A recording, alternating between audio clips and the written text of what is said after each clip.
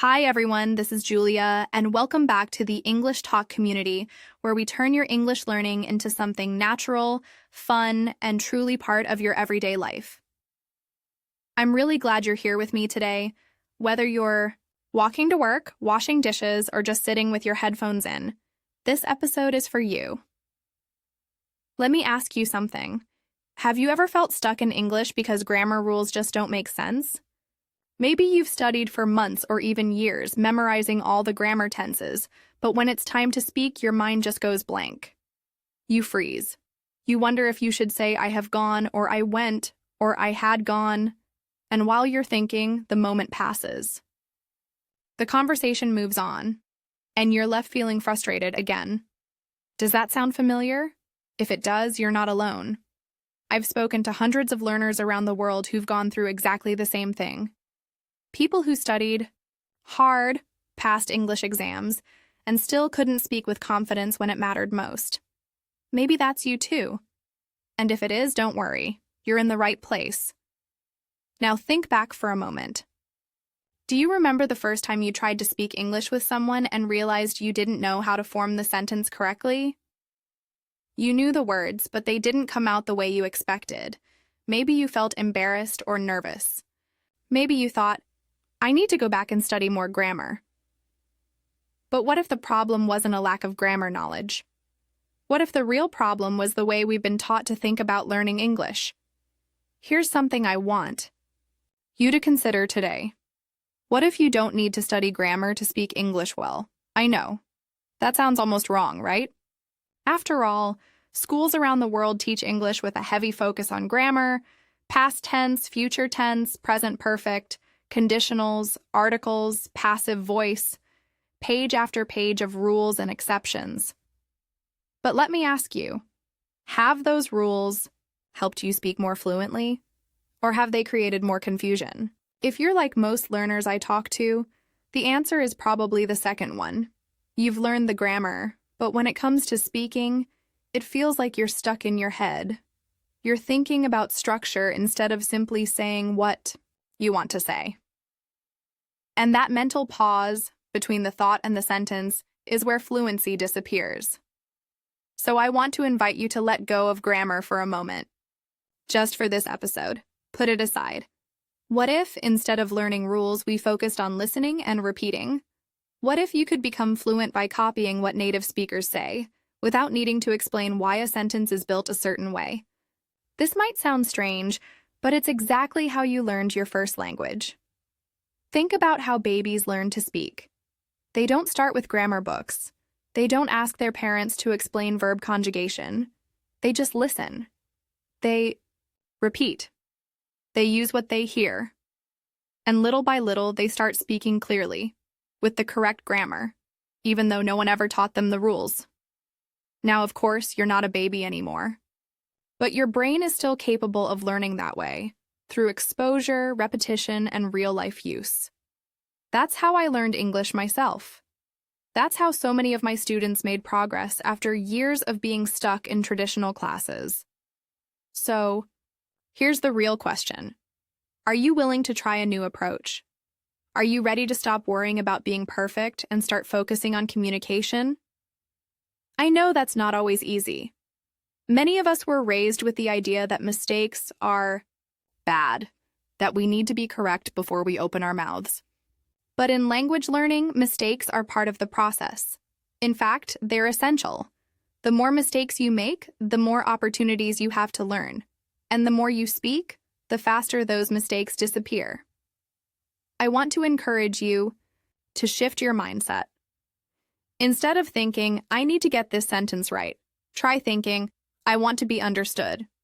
Focus on connection, not perfection. The truth is, native speakers make grammar mistakes all the time. They skip words, mix tenses, and still communicate just fine. So why are we so hard on ourselves? Let me give you a quick example. Imagine someone says, yesterday I go to the park. You understand exactly what they mean, right? It's not correct, but it's clear. Now imagine someone says nothing at all because they're afraid of using the wrong tense. Which one is more effective? That's the point. Communication is about clarity, not correctness. And the more you use English without fear, the more natural it becomes. You stop thinking about the rules and start feeling the rhythm of the language. So let's go back to that first question. Have you ever felt stuck in English because grammar rules just don't make sense? If your answer is yes, I want you to know. It's not your fault. You haven't failed. You've just been learning in a way that doesn't match how real language is used. And that's what this episode is about. We're going to explore how people around the world learned English without focusing on grammar. I'll share their stories, and I'll give you simple, practical tips you can use today. No theory, no textbooks, just real learning that fits your life. So stay with me. Take a deep breath. You don't have to be perfect to speak English. You just have to be brave enough to try. Today I want to share something very personal with you, how I learned English without studying grammar. Yes, you heard that right. No grammar books, no drills, no charts of irregular verbs pinned to my wall. Just real conversations, simple phrases, and most importantly, a new way of thinking. When I say I didn't study grammar, I mean I didn't sit down and memorize tenses or do exercises like fill in the blanks with the correct verb form. I didn't focus on why the present perfect is used in one situation and the past simple in another. I didn't try to understand all the rules first. Instead, I started using English in my life before I even knew how the grammar worked. I trusted that the structure would come as I kept going. And you know what? It did. This probably goes against what many of you have heard before. Maybe you've been told that grammar is the foundation of the language, that before you speak, you must understand the rules. That mistakes mean you're not ready yet. But my experience, and the experience of so many others, proves something different. You don't need to master grammar to speak. You need to use the language every single day in small and simple ways. When I started, I made mistakes all the time. I said things that didn't sound quite right. I mixed up words. I used the wrong tense, but I kept going. I didn't let those mistakes stop me. I focused on communication, not perfection. And because I kept going, I started noticing patterns. I began to hear certain phrases again and again. I copied those phrases. I used them in my own sentences. I didn't analyze them. I didn't ask, why does this verb go here? I just accepted that this is how it's said. Over time, those phrases became natural. I didn't need to think about grammar because I had already absorbed it. That's the magic of learning through real exposure. When you hear something many times in real context, your brain remembers it, not as a rule, but as something familiar, something that feels right. And when something feels right, you use it with confidence. There's a common belief that if you don't study grammar, you'll sound uneducated or careless. But that's not true. Many native speakers couldn't explain the grammar rules they use every day. Ask them to describe the present perfect continuous, and they'll probably look confused. But they use it correctly because they've heard it and said it thousands of times. You can do the same. You don't have to be a grammar expert to be a fluent speaker. You just need input, meaningful, repeated, and real. I remember listening to podcasts in English and not understanding everything at first. But I kept listening. I didn't pause to check words. I didn't try to break down each sentence. I let the rhythm and the tone of the language wash over me. I trusted the process. And something amazing happened. After a few weeks, I started recognizing certain phrases. They just stuck in my mind. I started saying them out loud. At first, it felt awkward, but it got easier. And before I realized it, I was using these phrases in conversations naturally. Think about how children learn. They don't start with a grammar lesson. They listen, they watch, they copy. And slowly, their sentences become more complex. But it all begins with input. Not rules, not analysis, just hearing and repeating. I truly believe that this is the most effective way to learn a language, especially for speaking. Let me be honest with you. There were moments when I felt unsure. I thought maybe I was doing it wrong. Everyone else was talking about grammar books, lessons, verb tenses, and exams. But I stayed with what worked for me. I stayed with real-life use, with repetition, with things that made me feel connected to the language. And today, I can have conversations, express ideas, and feel at home in English, all without having gone deep into grammar. Of course, grammar has a place. I'm not saying it's useless. If you love rules and structure, that's okay. But if grammar feels like a wall between you and fluency, I'm here to tell you that you don't need to climb that wall. You can walk around it. You can speak. First, and let the structure follow. You can build your confidence with simple language that works in real situations. This mindset shift is the real secret. You stop thinking like a student, and you start thinking like a communicator. You let go of the pressure to be perfect. You focus on being understood. You stop translating in your head, and you start responding automatically. That's fluency. That's what we're working toward. When I say I learned English without studying grammar, I mean I gave myself permission to speak badly before I could speak well. I allowed myself to sound like a beginner. I repeated the same phrases again and again until they felt natural. I used what I had, not what I didn't. And slowly, sentence by sentence, I improved. This approach may feel too simple, especially if you're used to academic learning. But simple doesn't mean ineffective. In fact, simple is often the most powerful path. When your brain isn't overloaded with rules and exceptions, it can focus on patterns. It can absorb language through use, not just study. I'm telling you this because I want you to feel free. Free from the idea that you're not good enough because you don't understand grammar.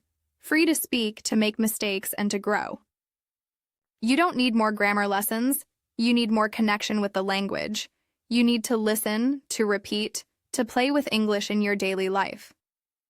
So when I say I didn't study grammar, I don't mean I ignored it completely. I mean I didn't make it the center of my learning. I didn't wait until I knew all the rules. I just started speaking, listening, and using what I knew. And that made all the difference. When I started learning English, I didn't have a clear plan. I didn't sit down with a textbook or follow a structured course. What I had was curiosity and a real desire to understand people. I remember watching American TV shows and British movies without subtitles, just trying to follow the story. I couldn't catch everything, but I focused on what I could recognize. I listened closely to how people spoke, how their voices changed, depending on what they felt, and how certain phrases repeated in different scenes. I didn't pause or try to translate every word. I just kept watching and listening. At the time, I didn't even realize this was learning. I wasn't taking notes or checking grammar points. I was just absorbing English in a natural way. One day, I found myself repeating a line from a movie out loud. I didn't know why it sounded right, but it did. That small moment made me feel confident, so I started copying more. I would repeat lines to myself while walking or waiting in line somewhere. I was imitating the rhythm, the tone, the feeling behind the words. I wasn't thinking about sentence structure. I was just using the language. In those early days, I made tons of mistakes. Sometimes I used words that didn't fit. Other times, I forgot words completely and had to point or describe things in other ways. But I never let that stop me. I was excited just to be able to communicate. I didn't care if my grammar was wrong because I was being understood, and that gave me the motivation to keep going. I realized that communication was more important than perfection. Later, I started listening to English songs and singing along. Even when I didn't understand the meaning, I tried to match the sounds. I focused on how the words connected in speech. I noticed that native speakers often didn't pronounce every word clearly. They linked words together, dropped sounds, and used expressions I had never seen in any grammar book. That helped me understand that real English wasn't always the same as textbook English. I became more interested in how English was used in real life, not how it was explained on paper. One experience I'll never forget happened when I was volunteering at a local event that hosted international visitors. I met someone from Dublin, Ireland, and we started talking. I was nervous at first because I knew my grammar wasn't strong, but I told myself to focus on the conversation, not the mistakes. I listened carefully, smiled, and answered with what I could. We talked about food, music, and travel. That conversation lasted almost 15 minutes, and even though I wasn't fluent, I felt proud. That moment made me realize I could do this. I didn't need to be perfect to connect with someone. As I got more comfortable, I started speaking to myself in English. Just small things.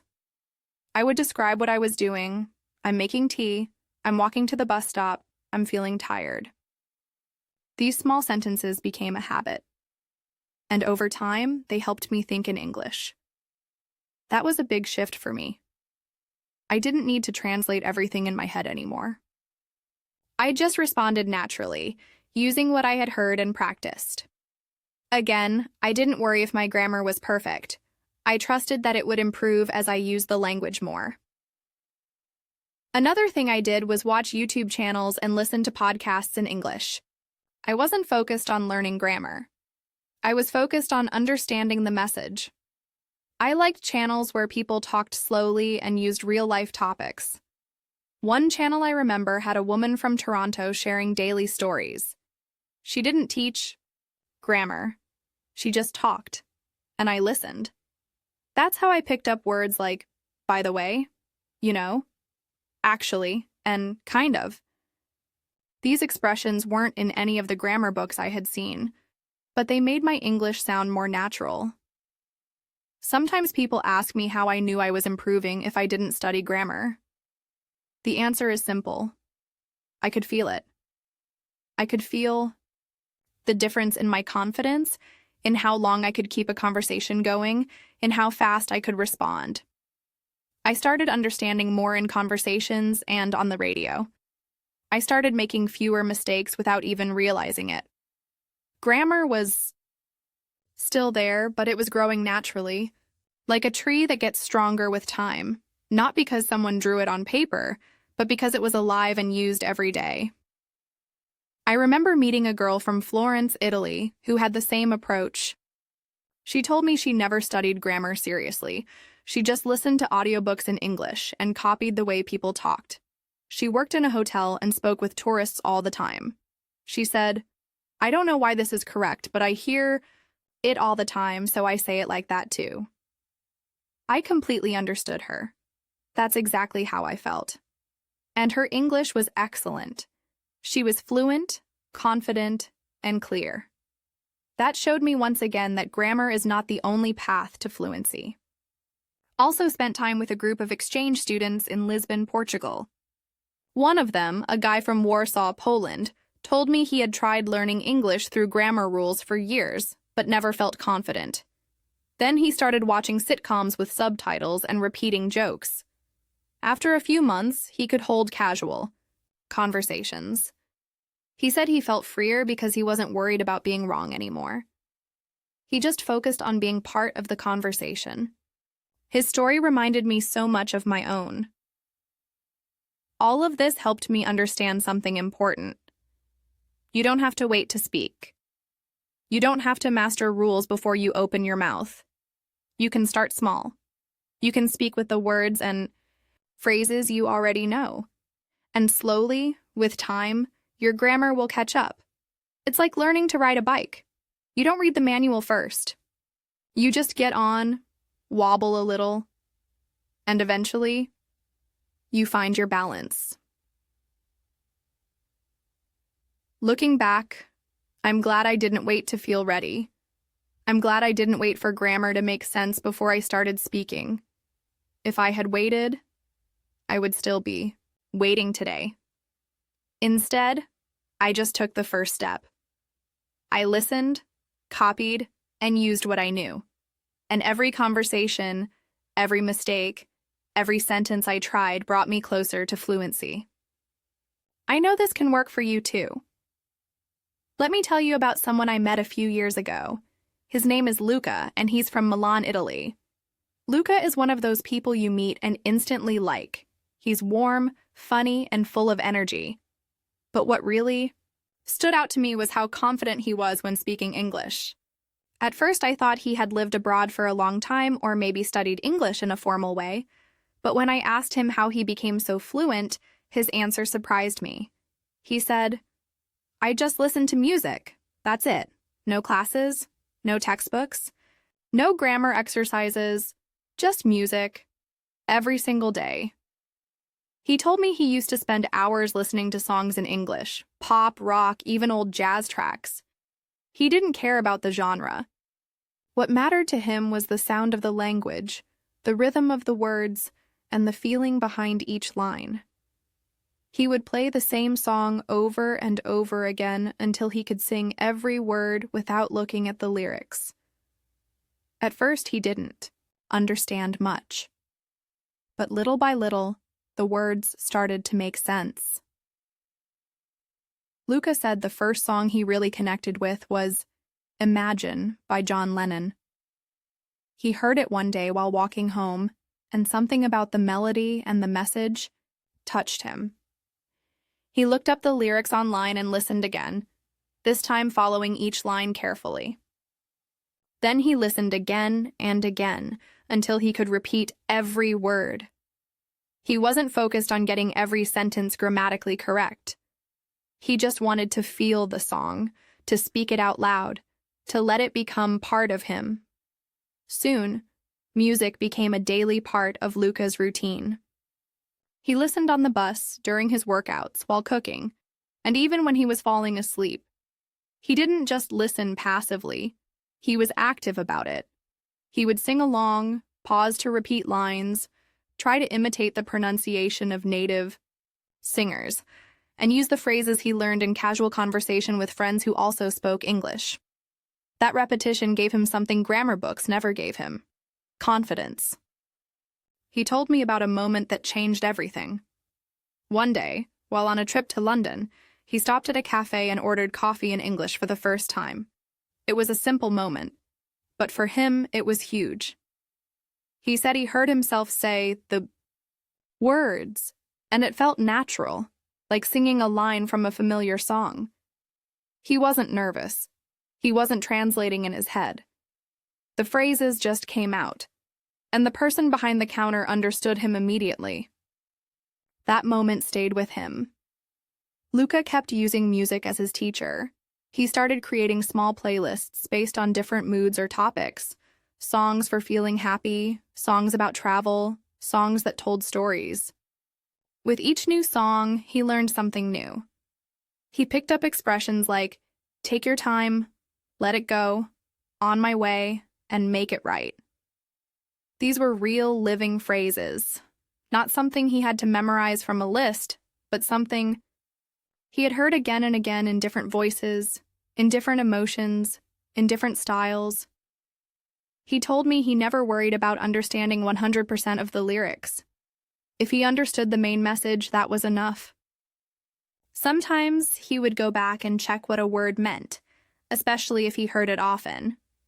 But he never got stuck on the details. For him, learning English wasn't about being perfect.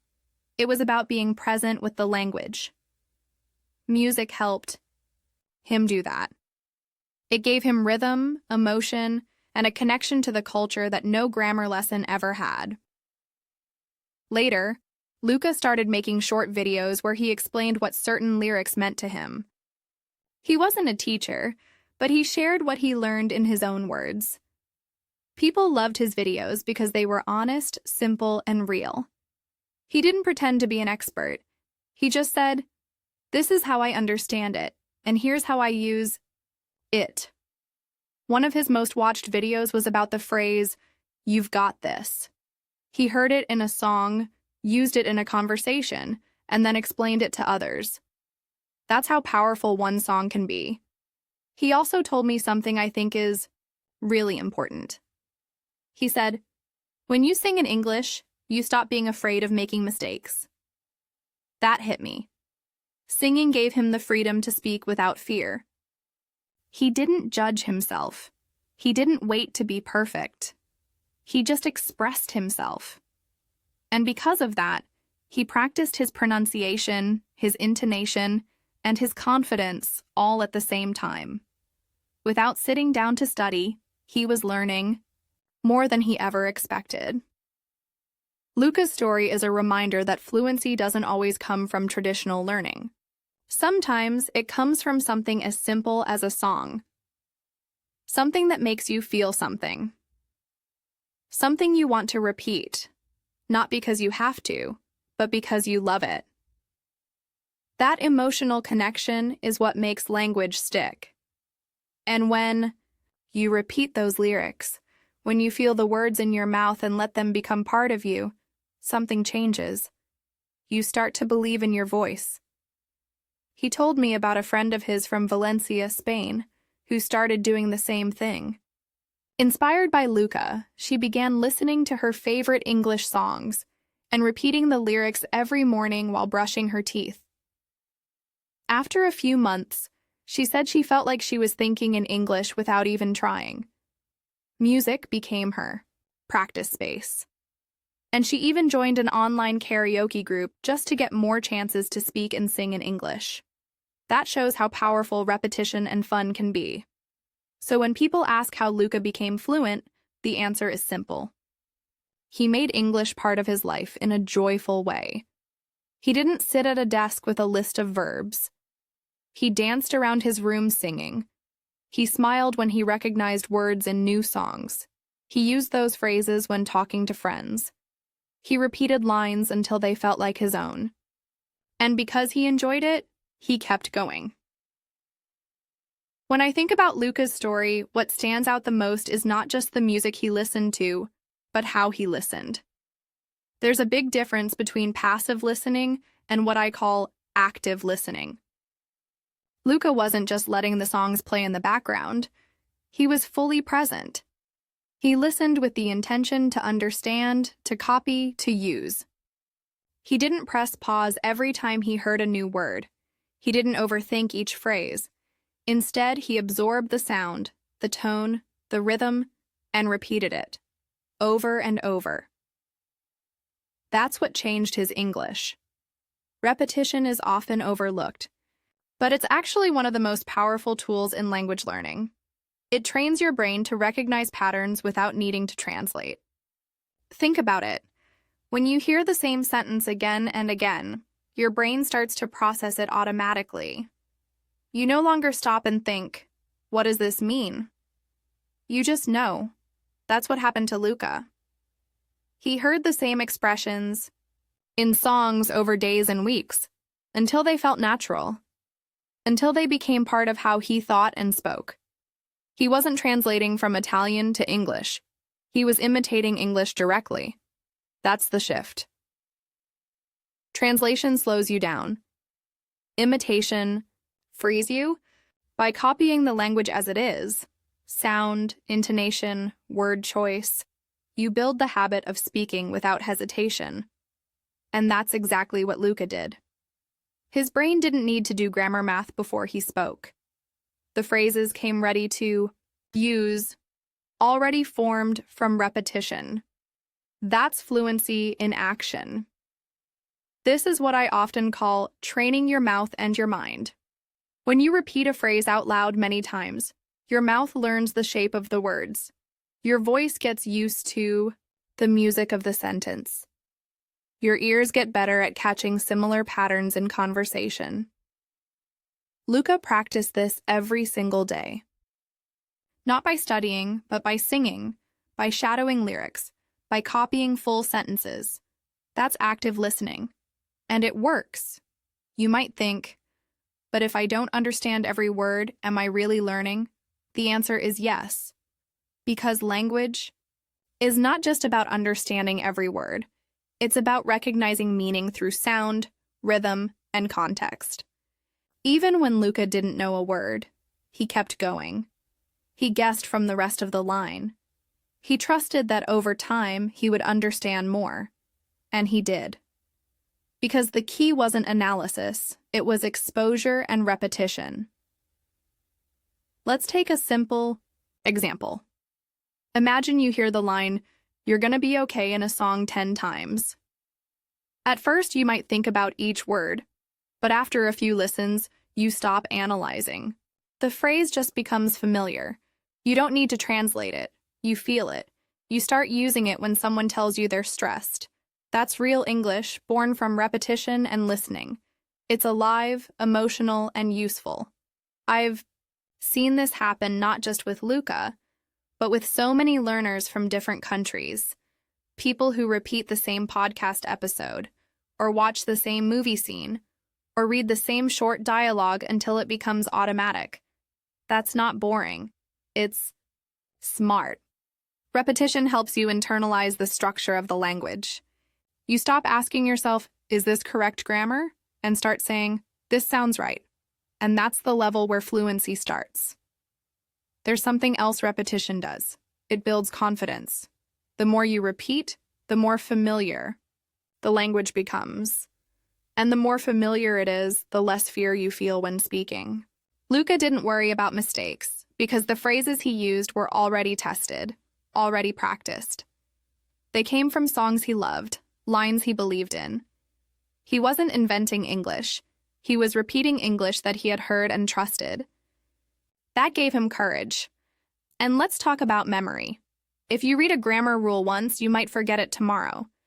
But if you hear a phrase like "don't give up" in 10 different songs, in movies and conversations, it stays with you. You remember how it feels. You remember when you heard it. That emotional connection helps your brain hold on to the phrase. That's why repetition through listening is more effective than memorization through study. It connects language to life. Now, active listening doesn't mean you need to understand every technical detail. It means you listen with curiosity. You notice how a phrase is said. You repeat it. You pay attention to emotion, to the sound. You don't stop the audio every 5 seconds. You don't open a grammar book. You just stay present, listen closely, and let the language wash over you. Then you speak it back. That process is what makes a difference. Some learners worry that if they don't study grammar, they'll sound wrong. But think about this. Babies don't study grammar. They repeat what they hear. They listen thousands of times before they speak. And when they finally do, it's not perfect, but it's understood. And that's the goal. Communication, not perfection. That's what Luca mastered through repetition. He became comfortable with the language, even before he became correct. And that made him fluent. I remember Luca telling me something that really stayed with me. He said, "I didn't need to understand everything to speak. I just needed to feel familiar with the sound."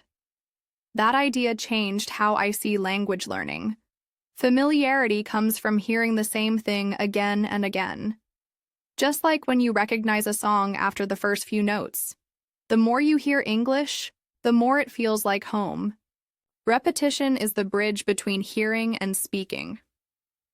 Luca's method was simple. He found something he liked, listened to it again and again, and spoke what he heard. He didn't judge himself.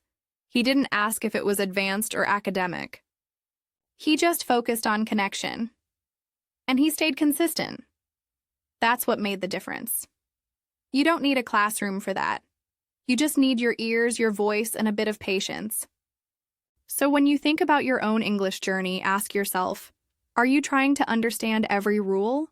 Or are you letting the language enter your ears and flow out through your mouth? The second option is more natural, more human, and honestly, more effective. If Luca could go from singing songs in his bedroom to speaking confidently in real conversations, so can you. Because the secret isn't in grammar, it's in repetition, listening, and speaking without fear. If you're looking for something simple and powerful to improve your English, here's a method I love and used a lot in my own journey, using short, ready-made dialogues. These are little conversations, often from podcasts, videos, or shows, that reflect real life.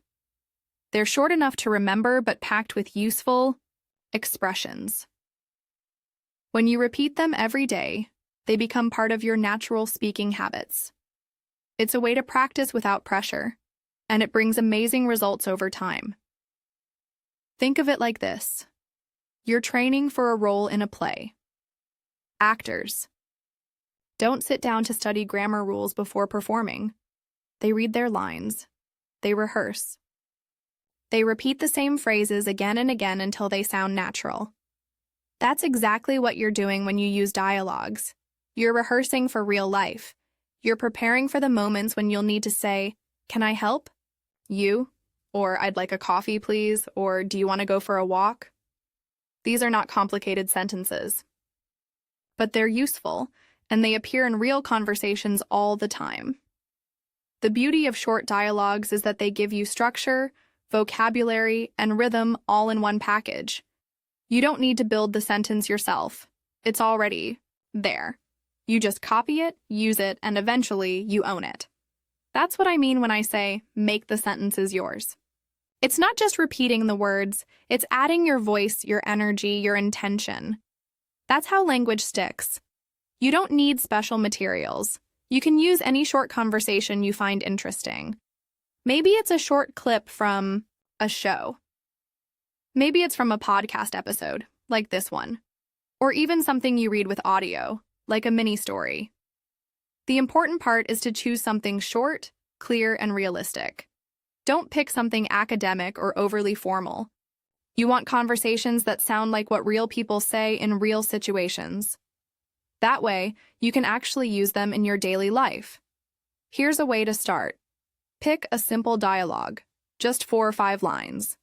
Listen to it first, then repeat it with the speaker. Try to match the rhythm and tone. After that, say it again without the audio. Do this once in the morning, once in the evening. You'll be surprised how fast your mouth starts to remember the sentences. That's muscle memory, and the more you do it, the more automatic it becomes. Let me give you a quick example. Imagine a short dialogue from a cafe. "Hi, how can I help?" "You?" "I'd like a coffee, please." "Sure, anything else?" "No, that's all, thank you." "Coming right up." Now that's just 5 lines. But how many situations could you use these phrases in? Ordering food, shopping, asking for help. These are practical, everyday expressions. Repeat that dialogue 10 times. Say it in the morning before breakfast. Say it while brushing your teeth. Say it before you go to bed. Don't worry about being perfect. Just focus on making it feel natural. And once you're comfortable, change one word. Instead of coffee, say tea or a sandwich. This shows your brain that the sentence is flexible. You can replace words and the structure still works. That's powerful because it helps you speak with confidence in different situations without needing to create new sentences every time. Another benefit of short dialogues is that they teach you how real conversations flow. You learn how people start and end interactions. You learn how they ask questions, make offers, respond politely. These patterns are essential, but they're hard to get from textbooks. When you use ready-made dialogues, you don't just get vocabulary, you get the full picture of communication. And that makes your English sound much more natural. If you do this regularly, it starts to change how you think. Instead of translating in your head, you start to recall phrases directly. Your brain begins to say, "I know this, I've said this before." That gives you speed and confidence. And confidence leads to more practice, more speaking, more growth. It becomes a positive loop. I've talked to many learners who feel shy about speaking. They say, "I don't know what to say," or "I freeze in conversations."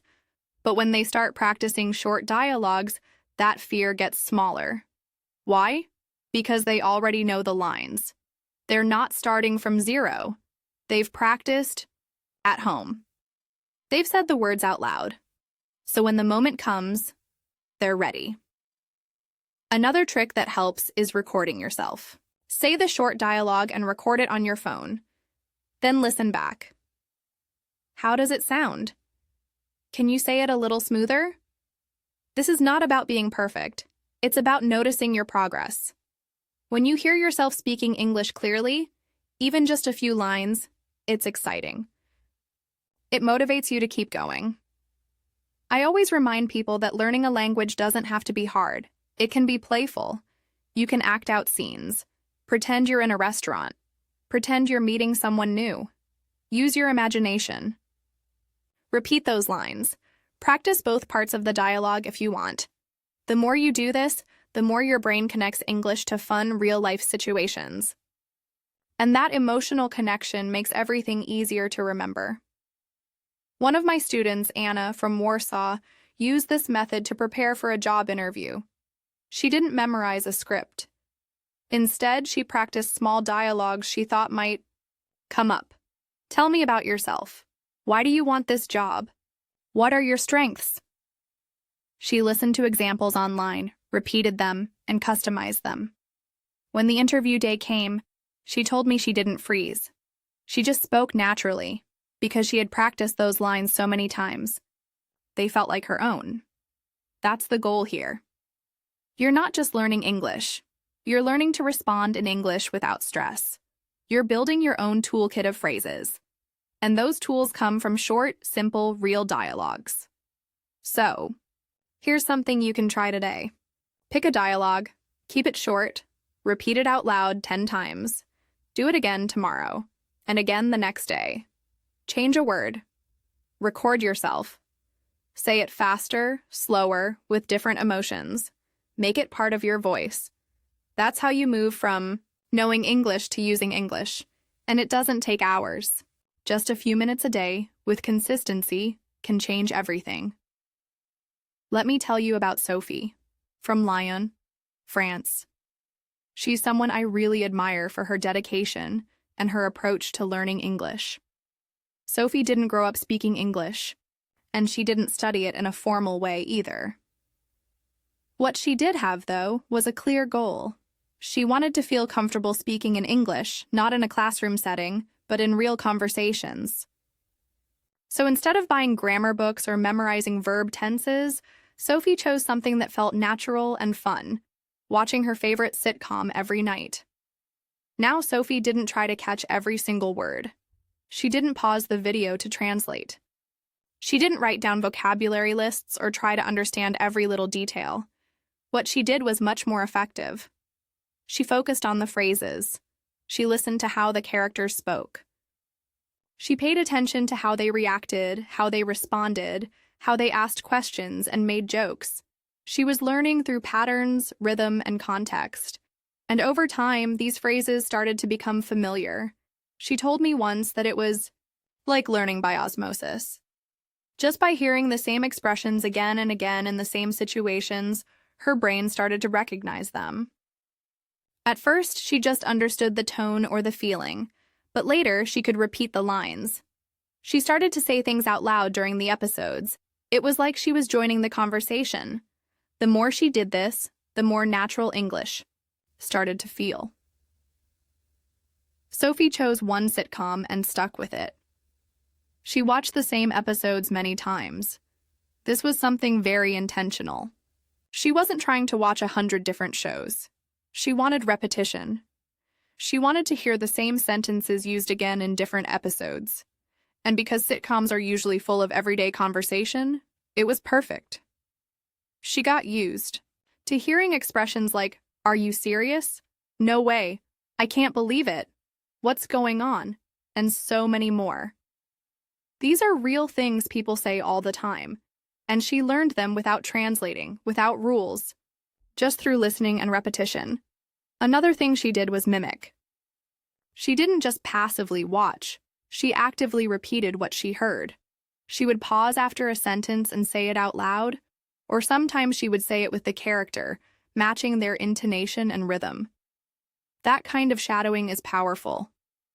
It trains your brain and your mouth at the same time. You're not only learning what to say, but how to say it. And because Sophie repeated full phrases, not individual words, she was training herself to speak in chunks of English, just like native speakers do. Sophie told me she had no idea what past participle meant. She couldn't explain present perfect, But she could say, "I've just finished. Have you seen this?" Or "I've never been there," because she had heard those phrases so many times in the show. That's the beauty of learning through context. You're not learning the rule, you're learning the result. You're hearing how English works, by example, and your brain starts to feel what's right because of exposure, not because of explanation. She also paid attention to situations. For example, she noticed how people greeted each other in different contexts. At work, they said, "Hey, how's everything going?" With friends, it was more casual. "Yo, what's up?" In awkward moments, someone might say, "So, yeah." These small details told her so much about tone, relationships, and even culture. And because she saw the phrases in action, she understood when and how to use them. That's something grammar alone can't teach. What helped Sophie was routine. She watched the show every night, even if she was tired or busy. It became a habit, like brushing her teeth. And because it was the same show, she built a connection with the characters. She began to expect what they would say. That made her more confident. She knew what was coming, so she could repeat it faster and speak along with them. That routine gave her stability and steady progress. I remember her saying that after a few weeks she started thinking in English. Not full thoughts at first, but small phrases would come to her naturally.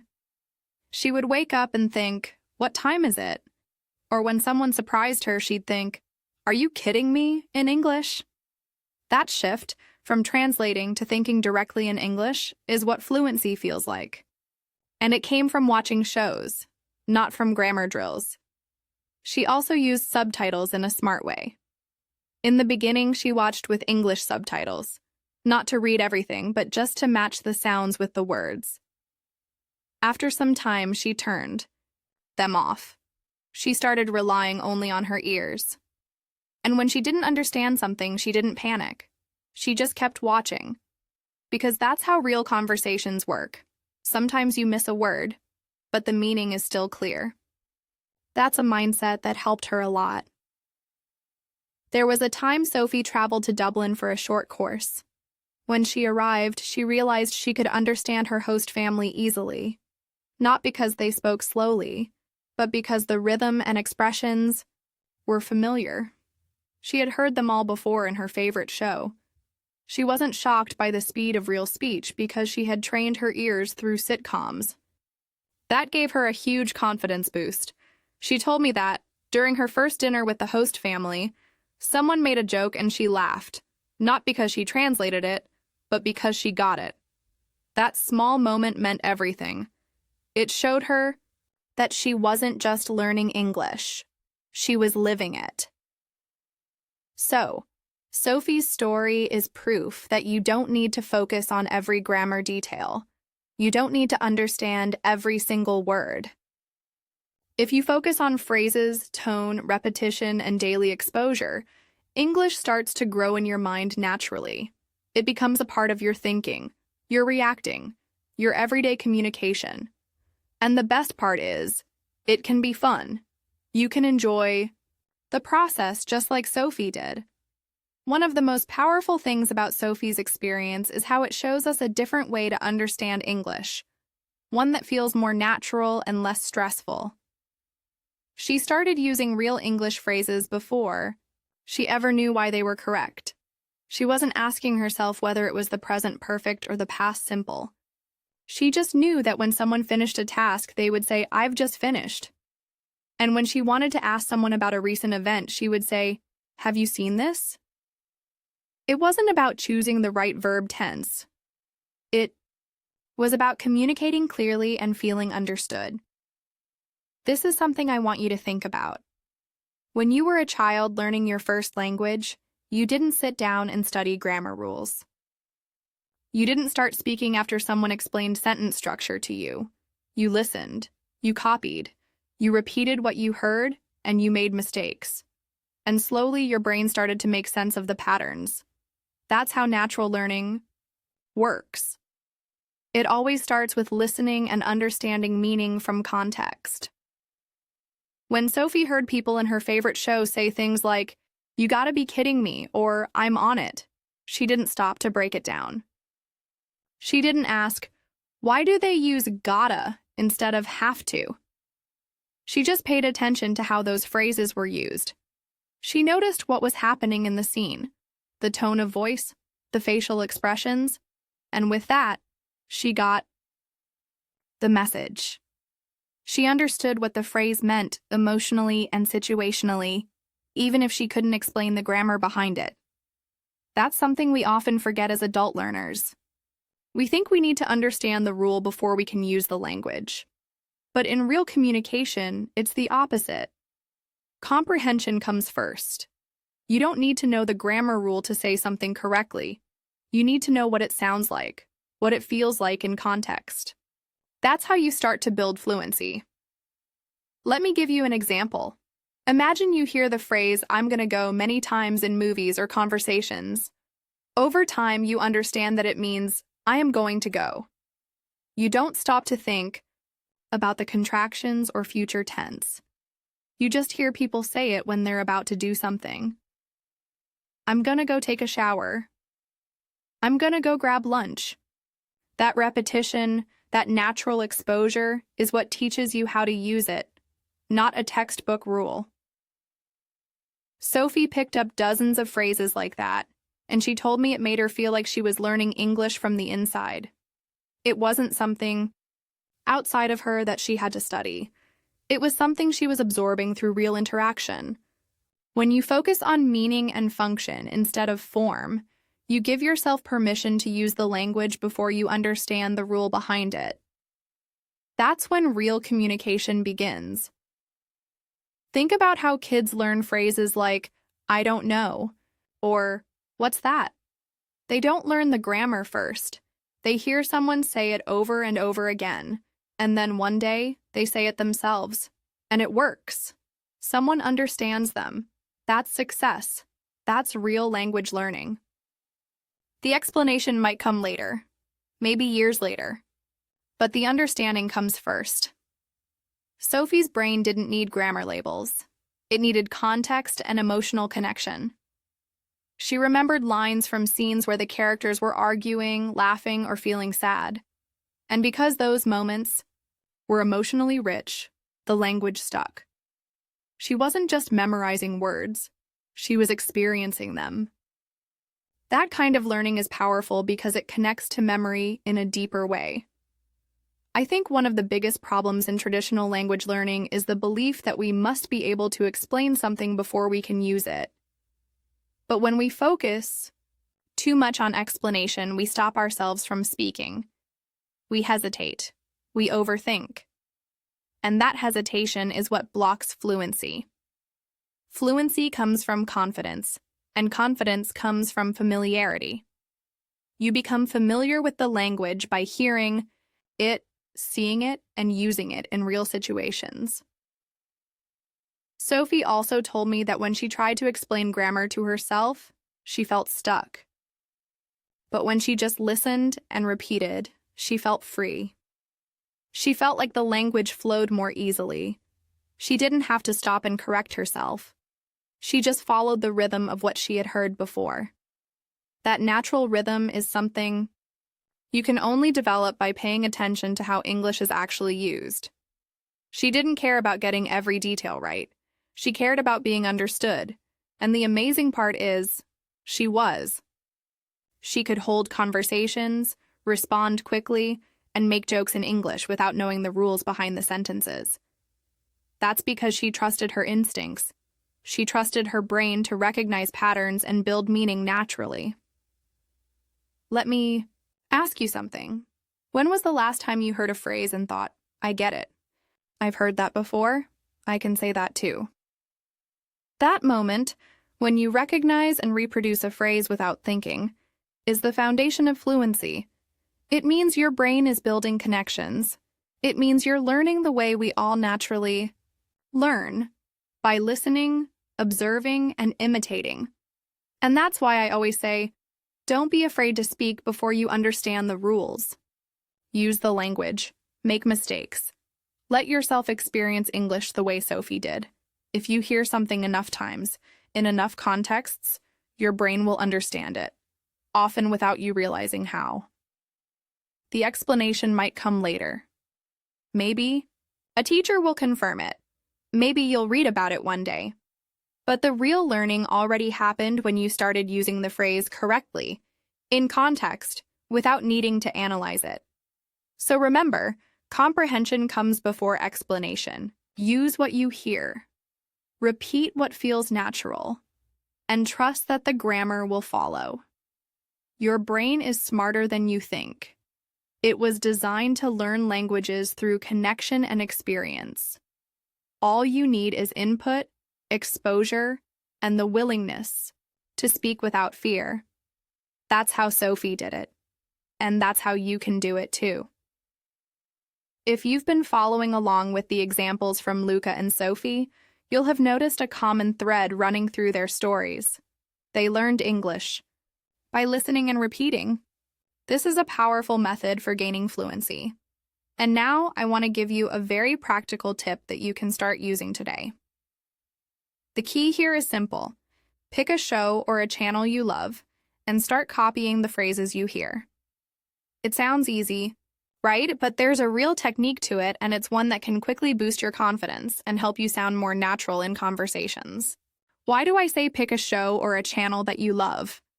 Because when you're learning English, it's crucial that the material you choose feels interesting and fun to you. If you're watching something that bores you or feels too difficult, you won't stick with it.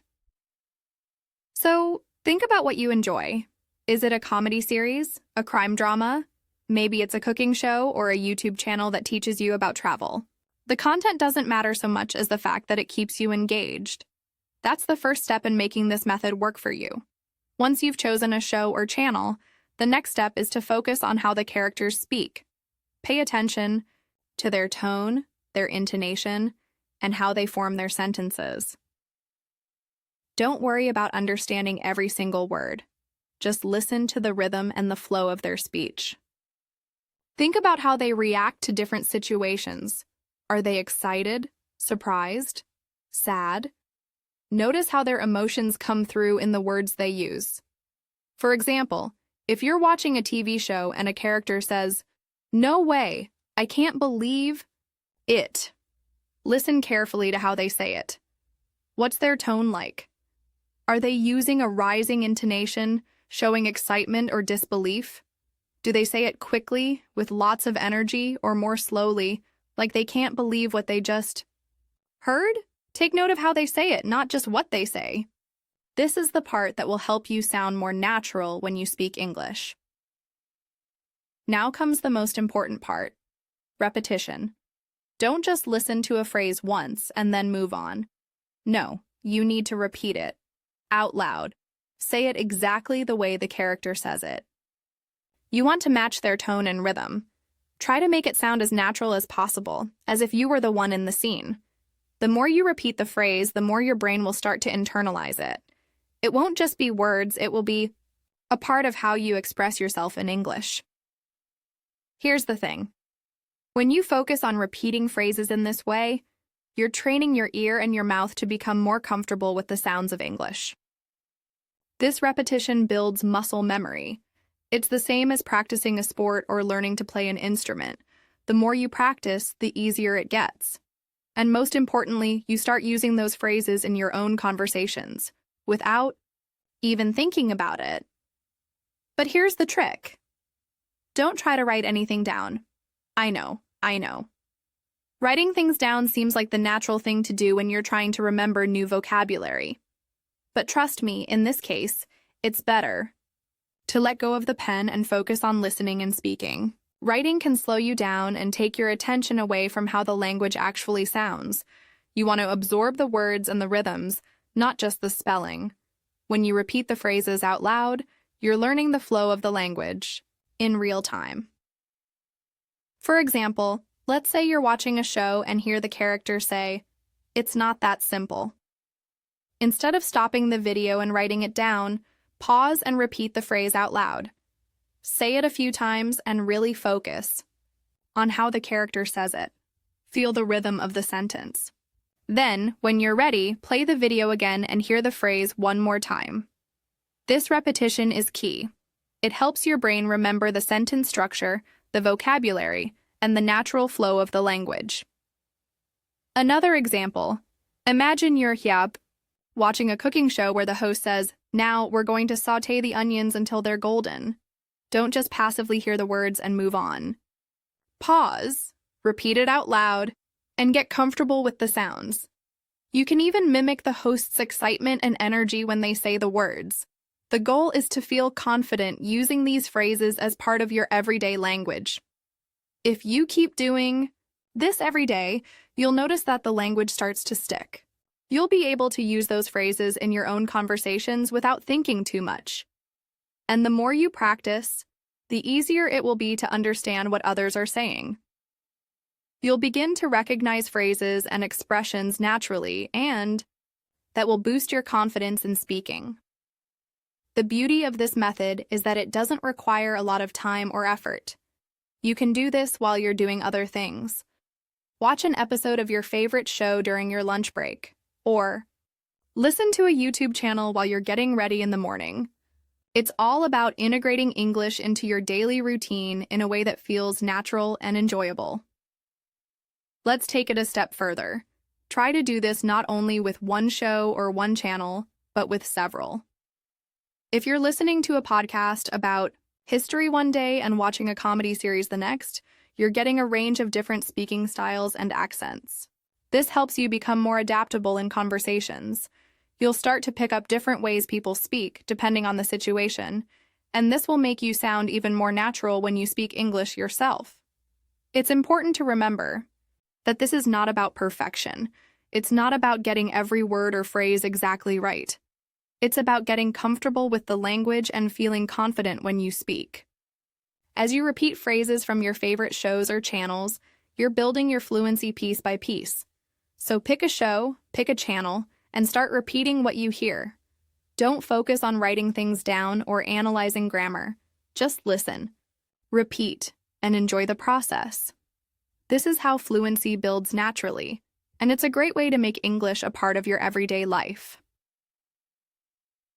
Let me introduce you to another inspiring story, this time about Mateusz, from Kraków, Poland.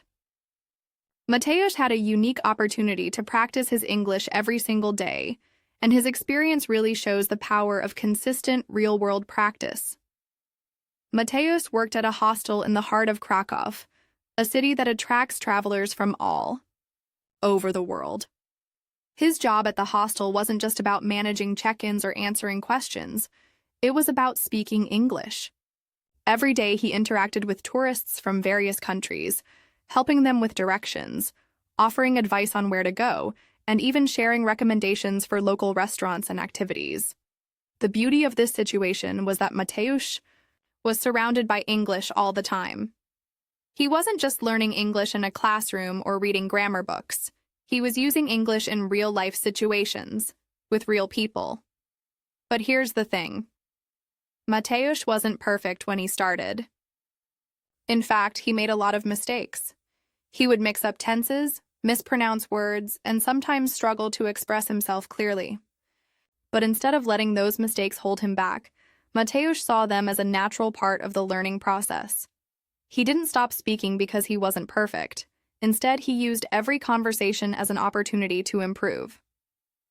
One of the most powerful aspects of Mateusz's story is how he embraced the process of learning through speaking. He wasn't waiting for the perfect moment or trying to master every rule of grammar before starting to speak. He simply jumped in. Whether it was greeting a new guest or explaining how to get to the main square, he was constantly practicing his speaking skills. The more he spoke, the more confident he became. The key takeaway from Mateusz's experience is the importance of daily practice. It's not just about memorizing vocabulary or going through grammar exercises. The real progress comes from using the language in everyday conversations, and that's exactly what Mateusz did. He didn't wait for perfection. He simply talked. Every conversation was a chance to improve, to test out new phrases, and to learn from his mistakes. What's amazing about this is how quickly Mateusz became fluent. He didn't need a classroom or a textbook. His immersion in English came from his daily interactions with tourists, and it paid off. After just a few months, he was speaking English with confidence, without thinking too much about grammar. He was using the language naturally, because he had practiced it in real situations so many times. It wasn't just about knowing the words. It was about being able to express himself freely and comfortably. The repetition of speaking every day helped him build fluency. And while grammar is important, it's really the act of speaking that makes the difference. Every time Mateusz made a mistake, he corrected himself, learned from it, and moved forward. He didn't focus on perfection. Instead, he focused on communication, and that's what made him successful in the end. This brings us to an important point. Learning a language is not about waiting until you're good enough to speak. It's about speaking as much as possible, even when you're not perfect. Just like Mateusz, who made mistakes every day, you should feel comfortable with the idea that mistakes are a natural part of the learning process. They're not something to avoid, they're something to embrace. The more you speak, the better you'll get, and the more confident you'll feel. I think this story really highlights the idea that language learning is a journey, not a destination. It's not about getting everything right from the start.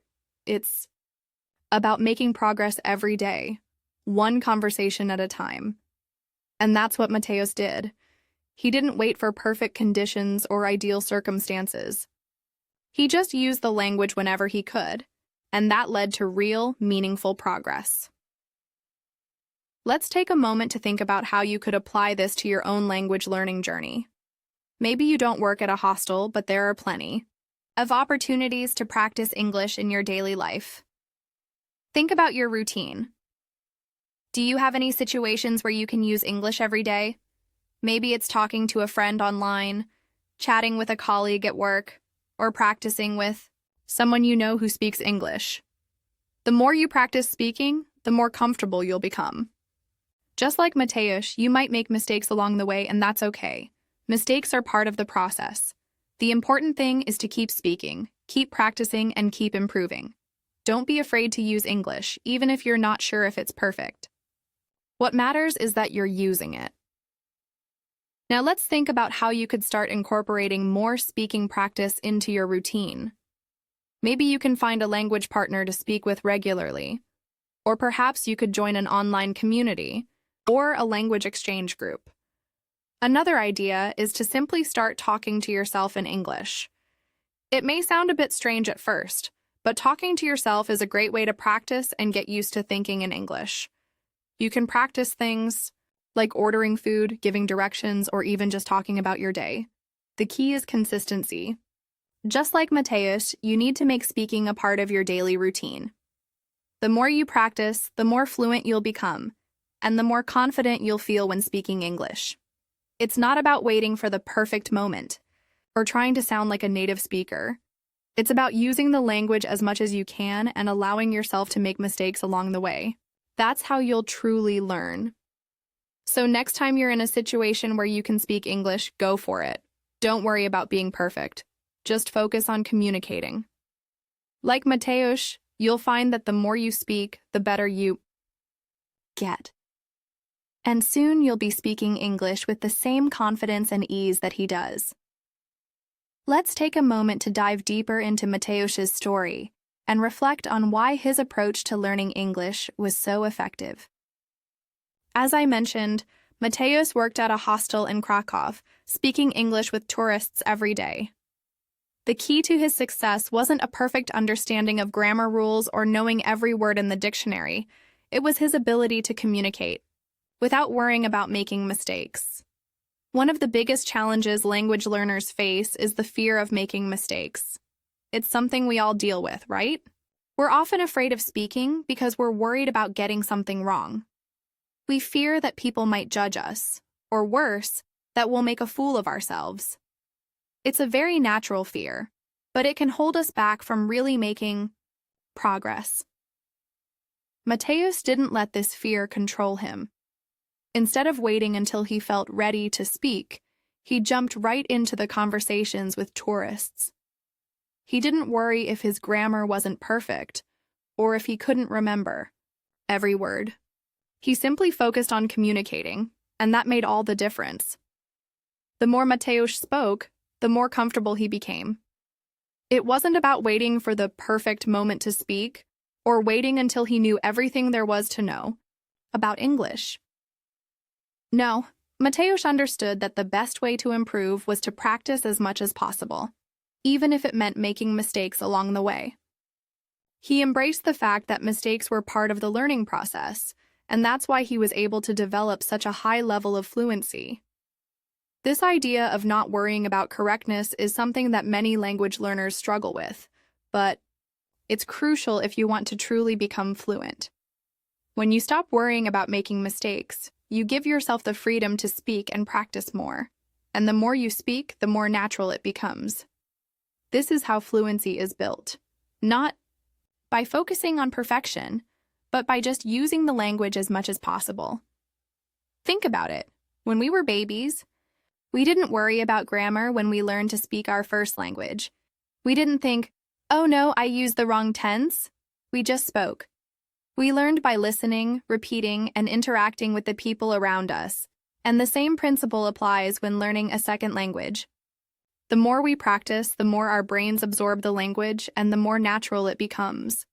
I know that many of you are probably thinking, but I'm afraid of sounding silly or not being understood. That's totally normal. But the truth is, the more you speak, the less you'll worry about being perfect. You'll learn to focus on getting your message across, rather than on the technical details of grammar or pronunciation. And that shift in mindset is what will really help you develop fluency. Let's talk a little more about what happens when we focus too much on being perfect. When we're constantly worried about making mistakes, we often hold ourselves back from speaking. We might hesitate to say something because we're unsure if it's grammatically correct. We might avoid speaking altogether because we're afraid of being judged. But guess what? This fear doesn't help us improve. In fact, it slows us down. When we're afraid to speak, we miss out on opportunities to practice, and that's where real progress happens. Fluency doesn't come from studying grammar books or memorizing vocabulary lists.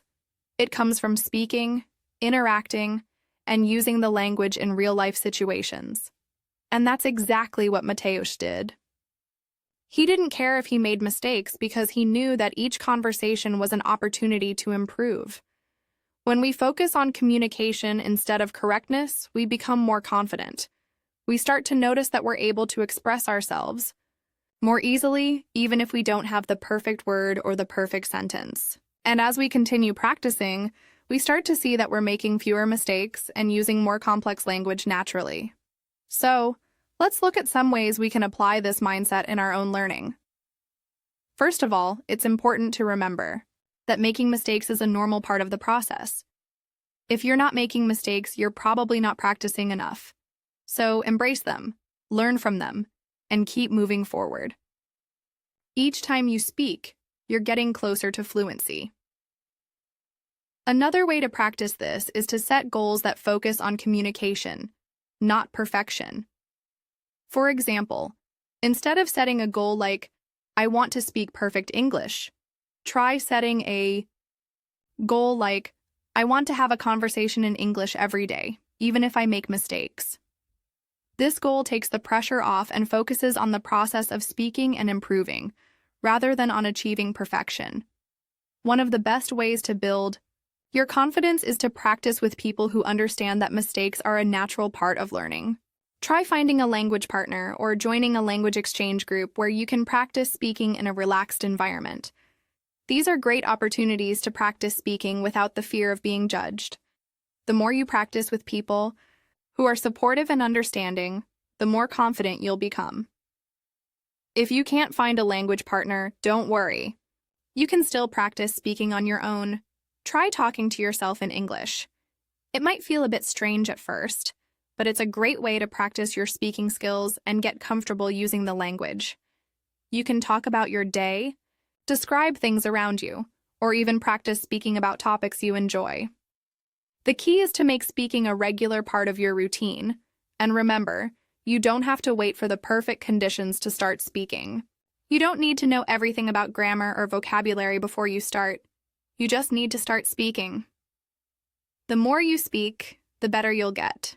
The more you speak, the more natural it will feel. Just like Mateusz, you'll notice that over time you'll become more confident, more fluent, and more comfortable with the language. In the end, the lesson from Mateusz's story is clear. Speak without fear. Focus on communication, not correctness. Embrace the mistakes and keep practicing. This is how you'll truly develop fluency in English. It's not about being perfect. It's about being persistent, speaking as much as possible, and learning through practice. So, let go of the fear and start speaking today. One of the most common things I hear from language learners is the desire to practice speaking but not having anyone to speak with. I totally get it. Practicing speaking can feel intimidating, especially if you don't have native speakers around you or if you can't travel to an English-speaking country. But the good news is, you don't need to travel to practice speaking English.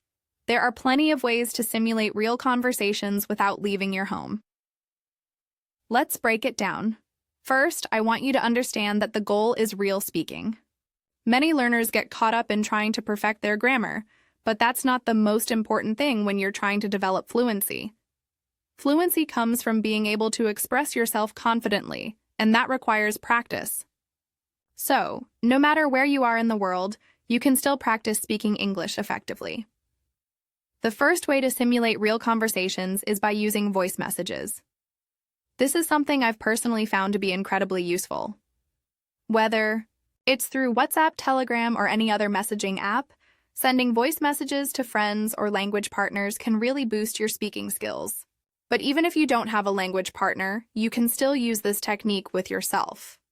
How? Well, you can simply record yourself speaking about something. Your day, a topic you're passionate about, or even your thoughts on something you've recently learned. This method forces you to speak naturally and fluidly. As you listen to yourself, you can notice areas for improvement. But more importantly, it will give you a real feel for speaking without overthinking. Now you might be thinking, but Julia, I don't have a language partner. Well, I'm glad you asked.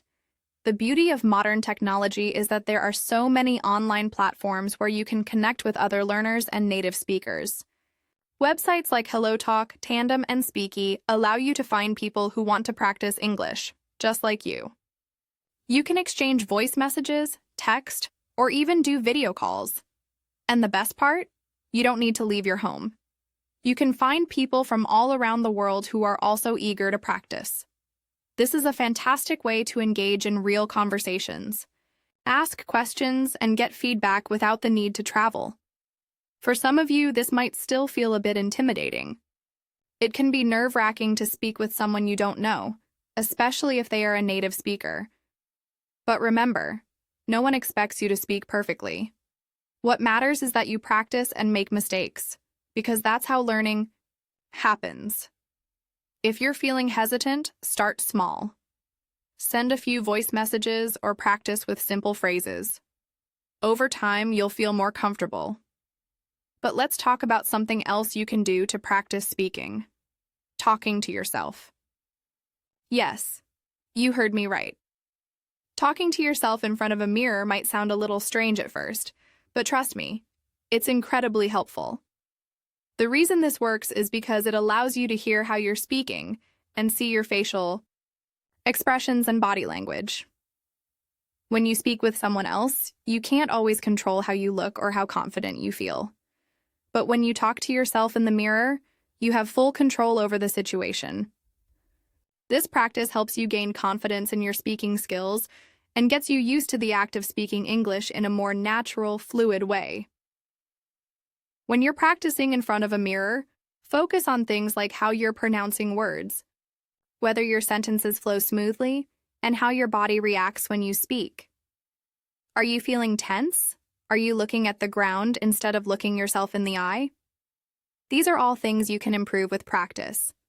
I recommend doing this regularly, especially when you don't have a speaking partner available. Even if you don't have a mirror, just talking out loud, narrating your thoughts, or describing what's around you is an excellent way to get more comfortable with speaking English. Here's a fun challenge. Pick a topic you're interested in, maybe your favorite movie, a recent trip, or even your hobbies, and try to speak about it for 5-10 minutes straight. Don't stop. Don't worry about making mistakes. Just talk. If you make a mistake, keep going.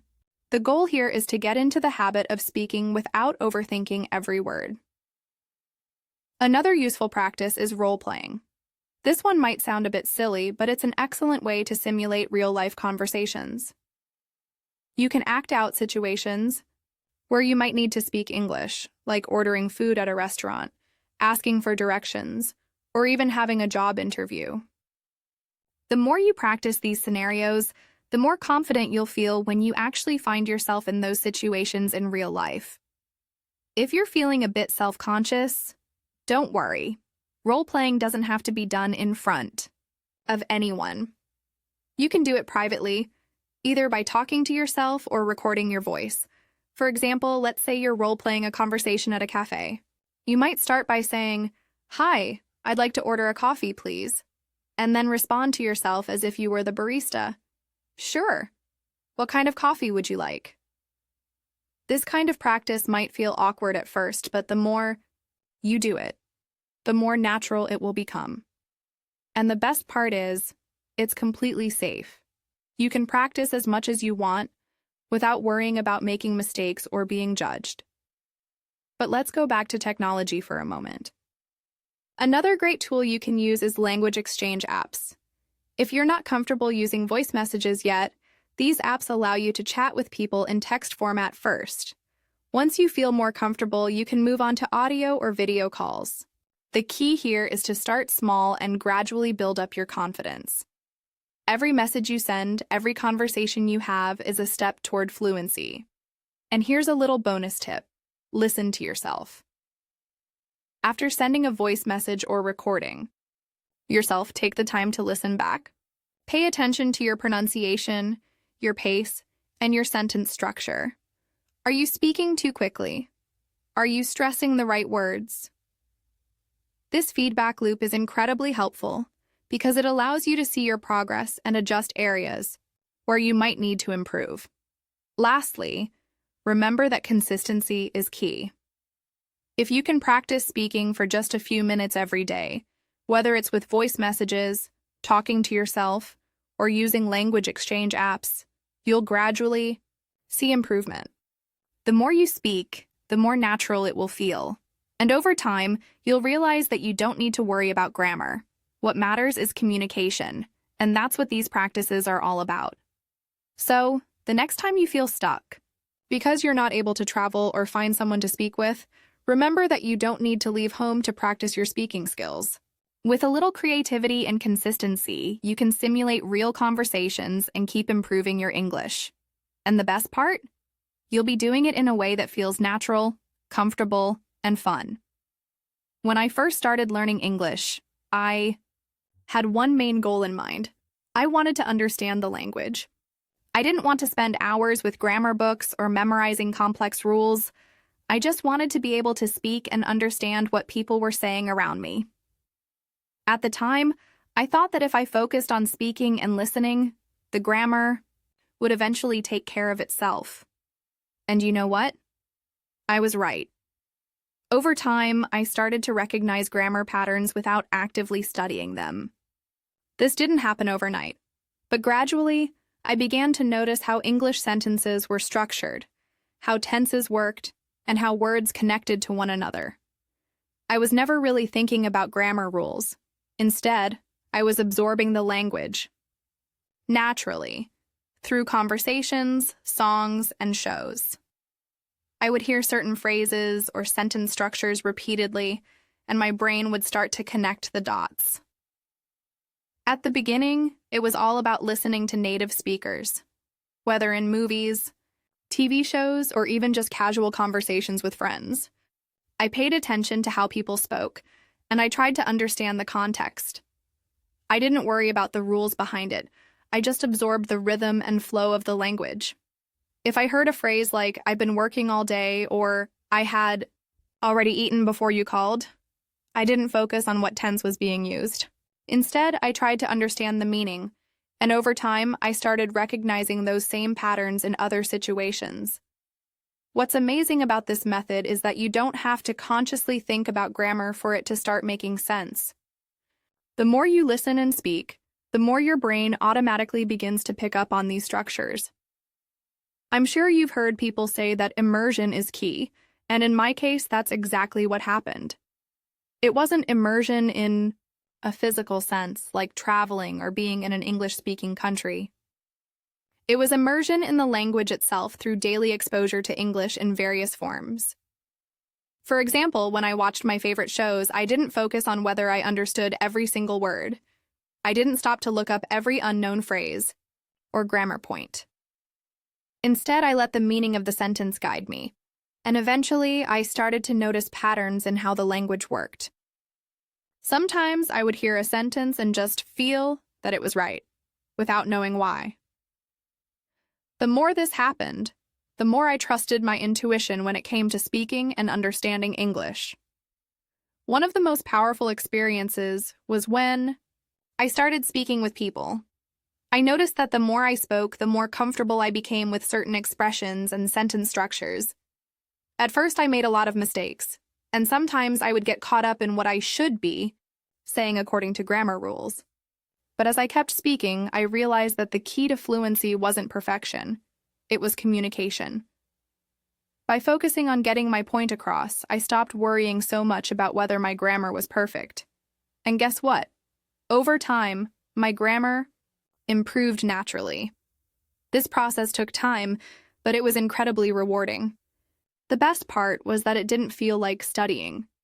It didn't feel like I was working through dry grammar exercises or memorizing endless lists of rules. Instead, it felt like I was simply having conversations, enjoying content, and experiencing the language. And as I did this, the grammar patterns just started to make sense. I think a lot of learners get stuck because they feel like they need to understand every rule before they can speak. They believe that they need to have all the grammar rules in place before they can start communicating effectively. But here's the truth. You don't need to have perfect grammar to speak confidently. You just need to practice, listen, and speak. Your brain will naturally start recognizing grammar patterns, and those patterns will eventually become second nature. What I've learned over the years is that the key to understanding English grammar is consistency. The more consistent you are in exposing yourself to the language, the more your brain will naturally begin to recognize and understand how it works. It's not about memorizing a list of rules. It's about recognizing the patterns that are present in the language. And these patterns are everywhere. You just have to be paying attention. In my case, I didn't actively study grammar books, but I was consistently listening to and speaking in English. This consistency helped my brain make the connections that led to fluency. It wasn't magical, and it didn't happen overnight, but it did happen. And the more I immersed myself in the language, the more these patterns started to stick in my mind. This is the beauty of learning a language naturally. You don't need to memorize all the rules. You just need to expose yourself to the language in real situations.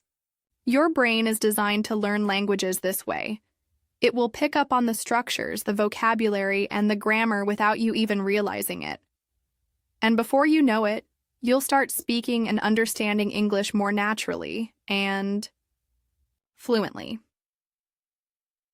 One of the biggest challenges learners face is the pressure to get everything right from the start. They feel like they need to follow every rule perfectly, or they'll never be able to speak well. But here's the thing. No one speaks perfectly all the time. Native speakers make mistakes too, and that's okay.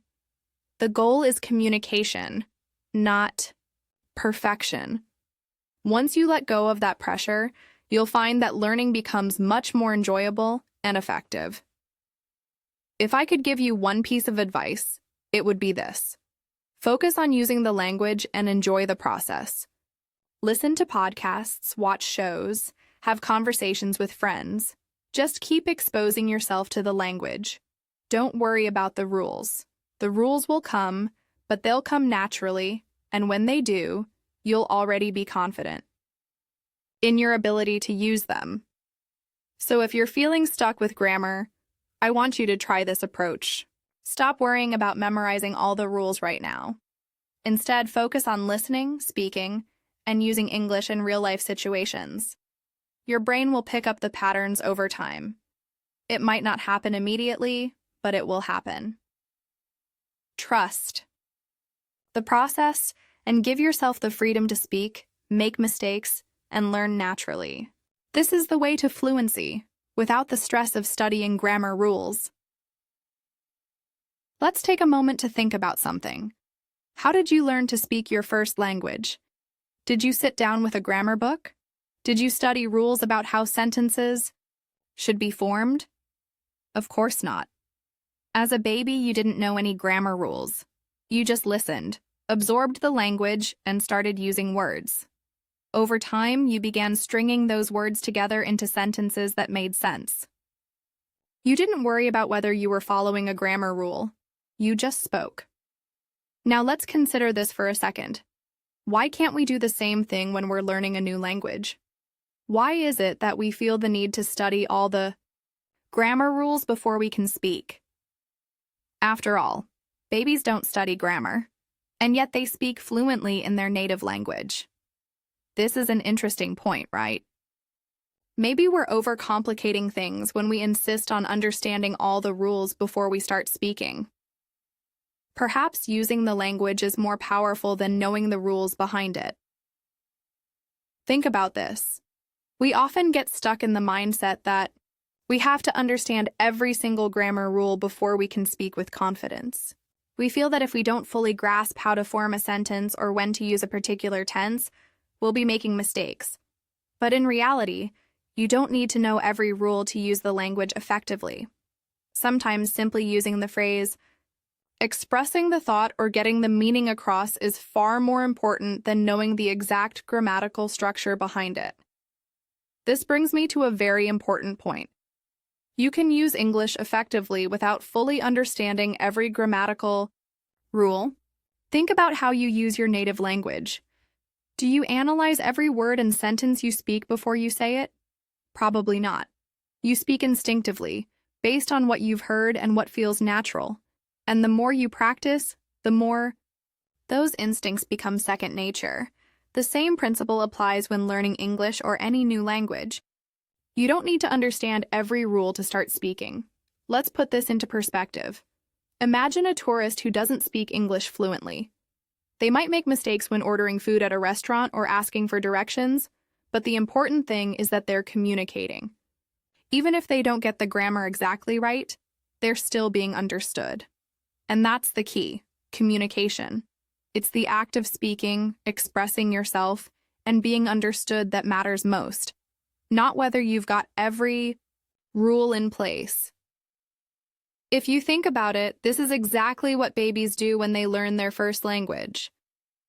They repeat what they hear and gradually get better. At first, they don't understand grammar rules. They just copy what they hear from the people around them. Over time, they start to piece everything together. But they don't need to know the rules to start speaking, right? They simply speak because that's how they learn. And the same applies to learning English. Sometimes when we focus too much on understanding grammar, we block ourselves from speaking. We worry about making mistakes, and that fear holds us back. But what if we stopped thinking so much about grammar and just started using the language, even if we didn't know the exact rules?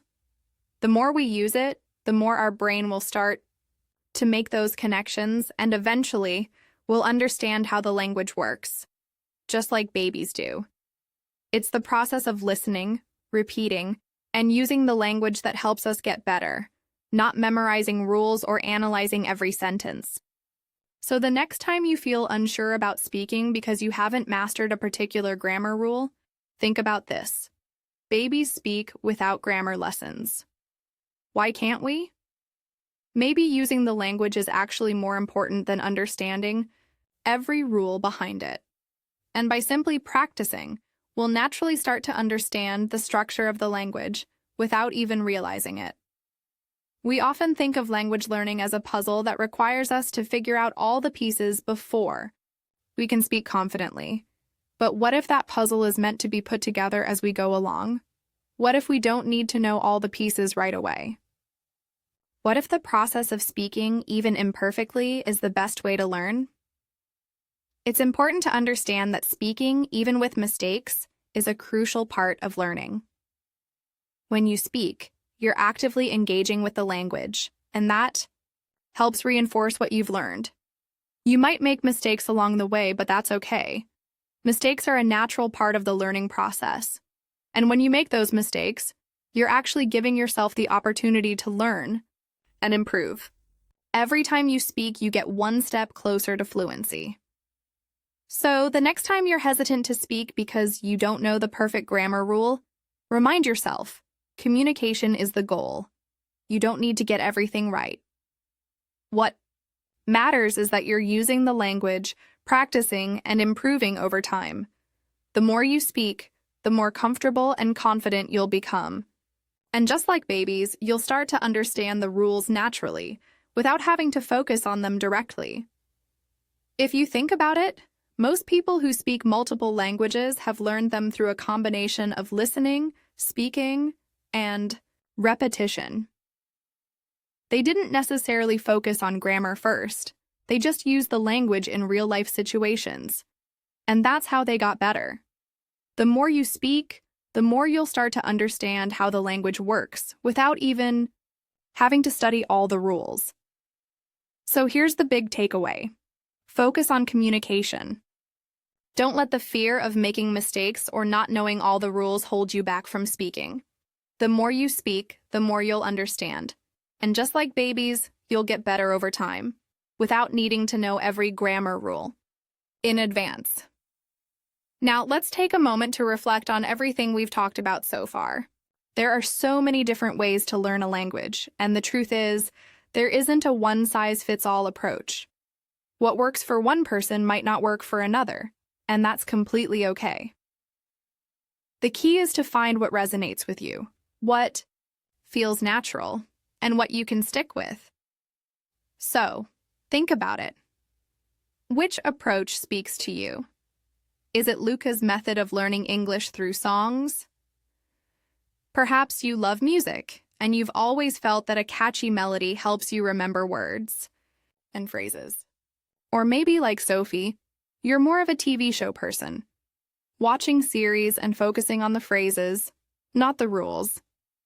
You might even feel like you can connect with Mateusz's approach of speaking English with tourists, having real conversations, and learning from each mistake along the way. All of these methods have one thing in common. They focus on real-life language use. They emphasize the importance of practice, repetition, and immersion. They encourage you to start speaking and listening from day one, rather than waiting until you understand all the grammar rules. And that's where the magic happens.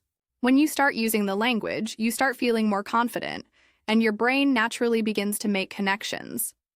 Now here's the challenge I'd like to give you. Pick one of these methods. It doesn't matter which one. Just choose the one that feels most exciting or approachable to you right now. Is it the music? Maybe you want to start listening to songs in English and repeating the lyrics out loud every day. Or perhaps it's the TV shows. Find a series that you enjoy and focus on the phrases and expressions the characters use. Or maybe you want to take a page from Mateusz's book and find someone to speak with in English, even if it's just practicing with a friend, a language partner, or even talking to yourself in front of a mirror. Commit to trying it for just 1 week. Yes, that's all it takes. 1 week of practice, consistency, and focusing on the real-life use of the language. I promise you, even in just a week, you'll begin to notice the difference. The more you immerse yourself in English, the more you'll start to feel the language becoming a part of you. You won't need to rely so much on grammar rules because your brain will start to make sense of the language on its own, naturally, just like you did with your first language. I want to make this as easy as possible for you, so don't overthink it. You don't need to study for hours or do complicated exercises. Just find something simple that works for you and stick with it. The goal is to make language learning fun and practical, something you can easily incorporate into your daily routine. Whether you're listening to a song, watching a TV show, or having small conversations, you're getting better with every moment. The most important thing here is to not be afraid of making mistakes. All of these approaches, whether it's singing along to a song, repeating phrases from a show, or speaking with others, will involve mistakes. And that's perfectly okay. In fact, it's necessary. Mistakes are part of the learning process. The more mistakes you make, the more you learn, and the more comfortable you'll feel using English in real-life situations. So, think about what feels right for you. Which of these approaches excites you the most? Which one are you going to try this week? The beauty of language learning is that it's personal. You get to choose what works for you, and you can change your method as you go. You don't need to be perfect from the start. And you certainly don't need to memorize every grammar rule. What matters is that you start speaking, listening, and using the language in ways that make sense for you. By committing to just 1 week, you'll start to see progress. And guess what? After 1 week, you can decide whether you want to stick with that method or try another one. But I can almost guarantee that once you start using English this way, by focusing on practical, real-world use, you'll feel more confident, more fluent, and more comfortable. The rules will come on their own, but for now, it's about the practice, the repetition, and the real conversations. Remember, language learning doesn't have to be perfect. It's all about communication, expression, and connection. And the more you practice, the more natural it will feel. So go ahead, pick one of these methods and give it a try this week. Don't wait. Start today, and you'll start feeling the difference. 1 week of practice can set you on a path to more confident speaking and a deeper connection with English. I believe in you, and I'm excited for you to see the progress you can make. As we come to the end of this episode, I just want to leave you with one final thought. Fluency doesn't come from perfection. It doesn't come from memorizing grammar rules or stressing over every little mistake. Fluency comes from use. It comes from taking that first step, from speaking and listening, from practicing every day, and from being willing to make mistakes and learn from them. So remember, you don't need to be perfect. You don't need to know all the rules or have every word exactly right. What matters is that you're using English every day in real-life situations, just like we've discussed today. Whether you're repeating phrases from a TV show, singing along to a song, or having a conversation with a friend, the more you use the language, the more fluent you'll become. It's all about starting and staying consistent. That's how you make progress. So don't wait for the perfect moment or for everything to be perfect before you start. Start now. Take action today. Even small steps every day will add up over time. And before you know it, you'll look back and realize just how far you've come. You have the ability to learn and improve. I believe in you, and I know that if you commit to this process, you'll see the results. Remember, learning a language is a journey, and every step forward, no matter how small, is progress. Be patient with yourself, and don't be afraid to make mistakes along the way. They're just part of the process, and they're helping you get better. So, take a deep breath, feel confident in your abilities, and keep practicing. Every time you speak, every time you listen, every time you repeat a phrase, you're moving closer to fluency. Just start and keep going. That's all you need to do. Thank you so much for joining me in this episode of the English Talk community. I hope you feel inspired to take action, to practice every day, and to keep pushing yourself to learn.